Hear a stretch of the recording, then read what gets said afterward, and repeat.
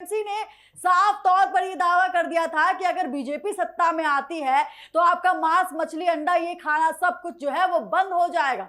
साफ तौर पर टीएमसी ने ये बीजेपी पर ये जो है आरोप लगाया था। तो वही अगले ही पल जो है प्रिया तस्वीरें यहाँ पर बदलती हुई देखी हमने। बीजेपी के ही नेता ने जो है हाथों में मछली लेकर वोट प्रचार करा।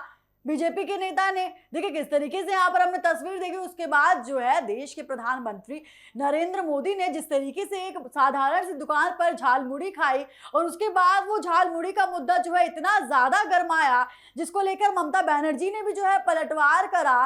तो वहीं बीजेपी ने भी देखिए इसका पलटवार किस तरीके से करा। साफ तौर पर प्रधानमंत्री नरेंद्र मोदी ने ये कह दिया था कि जीत के बाद मिठाई भी बांटेंगे और झालमुड़ी भी बांटेंगे। देखिए बीजेपी लगातार यहाँ पर जीत का दावा करती नजर आ रही है। लगातार जो रुझान सामने आ रहे हैं उसमें जो है बीजेपी को जो है पकड़ मिलती हुई यहाँ पर जिस तरीके से दिखाई दे रही है। हालांकि यही सामने आ रहा है इस वक्त जो तस्वीरें सामने आ रही हैं वो कहीं ना कहीं बीजेपी के दावों को जो है वो खरा उतरती हुई दिखाई दे रही है। कहीं ना कहीं ममता बनर्जी जो है उनको ढील पड़ती हुई नजर दिखाई दे रही है।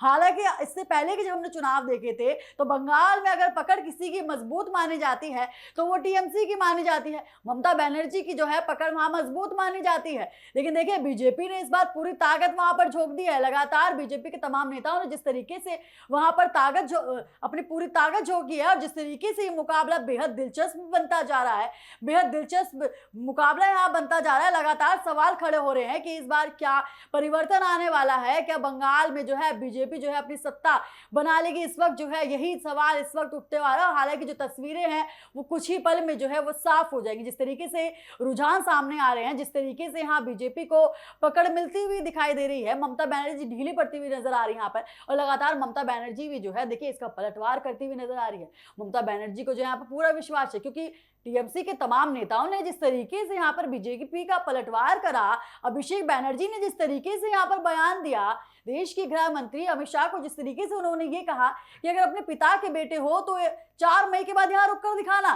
देखिए इस तरीके के बयान हमने यहाँ देखे। उसके बाद अभिषेक बनर्जी का दूसरा बयान सामने आया था कि 4 मई के बाद देखता हूं दिल्ली का बाप किसको बचाता है। तो कहीं ना कहीं टीएमसी के गुंडेराज को तो ये दर्शा ही रहा है। और साफ तौर पर देखिए बीजेपी इस वक्त जो है काम करती हुई जिस तरीके के मुद्दों पर नजर आ रही है, बीजेपी ने तो साफ तौर पर कह दिया कि इस बार बंगाल चुनाव जो होगा, जब परिवर्तन की लहर चलेगी, बीजेपी सत्ता में आएगी तो सबसे पहले गुंडा राज खत्म कर दिया जाएगा।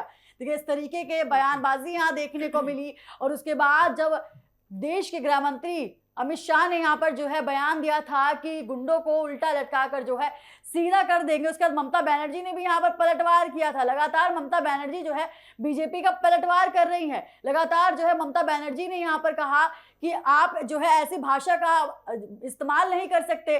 देश के गृह मंत्री के मुंह से ऐसी जो भाषाएं हैं वो अच्छी नहीं लगती, आप ऐसी भाषा का इस्तेमाल नहीं कर सकते। उसके बाद जो है अभिषेक बनर्जी का इस तरीके के बयानों का आना तो वो कहीं ना कहीं जो है गुंडेराज को तो टीएमसी के दर्शा ही रहा है। और लगातार बीजेपी भी ये दावा कर रही है प्रिया कि इस बार जो है जो तस्वीरें सामने आएंगी वो कहीं ना कहीं बीजेपी की सरकार बनेगी। देखिए प्रिया इस तरीके की यहाँ पर जो है तस्वीरें सामने आ रही हैं।